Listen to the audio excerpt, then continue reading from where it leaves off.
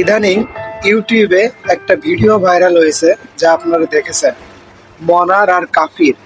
আসলে এইখানে দোষটা কার? দোষটা আমি মনে করি কারোরই না। কাফি একটা ভুল করেছে, মনা সেটা শুধরানোর জন্য তাকে নিয়ে একটা ভিডিও করেছে। তো সেই ভিডিওটা কাফি নিতে পারেনি। কাফি নাকি কাফির জায়গায় ঠিক আছে। তো এই নিয়ে অনেকেই কন্টেন্ট বানাইতেছে। তো চলুন তাকে সেই কন্টেন্ট থেকে কমেন্ট আমরা পড়ি। কমেন্টগুলা পড়লে আপনারাই বুঝতে পারবেন যে মনা আসলে ঠিক না কাফি আসলে ঠিক। তো এমডি ফারিজ কমেন্ট করেছে, ওই মিয়া তুমি ভালোটা ভালো বলবা, খারাপটা খারাপ বলবা। শামীম সত্যি কথা বলেছে। গেমার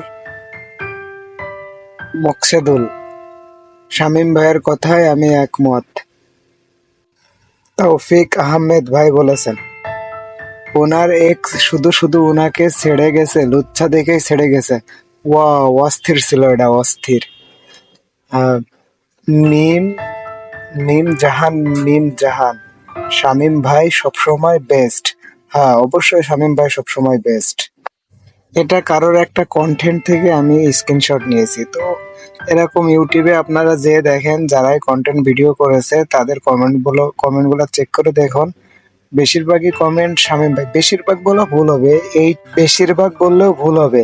80% কমেন্টই শামীমের পক্ষে, 20% কমেন্ট হয়তোবা কফির পক্ষে আছে, তাও বলা বাহুল্য।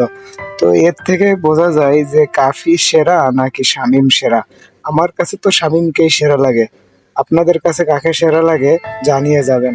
আমি মনে করি মনার জায়গায় ঠিক আছে। কাফির কিছু সমস্যা আছে। কাফি সবসময় মানে কাফি আগে যাই করেছে, আগে ভাইরাল হওয়ার জন্য চেষ্টা করছে। আগে সে যে ভিডিওগুলো করেছে সবার কাছে ভালো লাগতো, সবাই তাকে সাপোর্ট দিছে, সবাই তাকে ভালোবাসা দেখাইছে। কিন্তু এখন যে ধরনের ভিডিও করতেছে, আমার কাছে মনে হয় সে ঠিক জায়গা নাই। সে তার এক্স কে খাড়া করায় ইমোশনালি সে ভাইরাল হয়েছে। এখন সে আবার মেয়েদের ছবি নিয়ে, মেয়েদের নিয়ে বইমেলায় কি করছে এটা আপনারা ইদানিং ভিডিওতে দেখতে পারছেন। আমার এই না কিছু বলার নেই, তবে আমি মনে করি মনাই বেস্ট, মনাই ঠিক।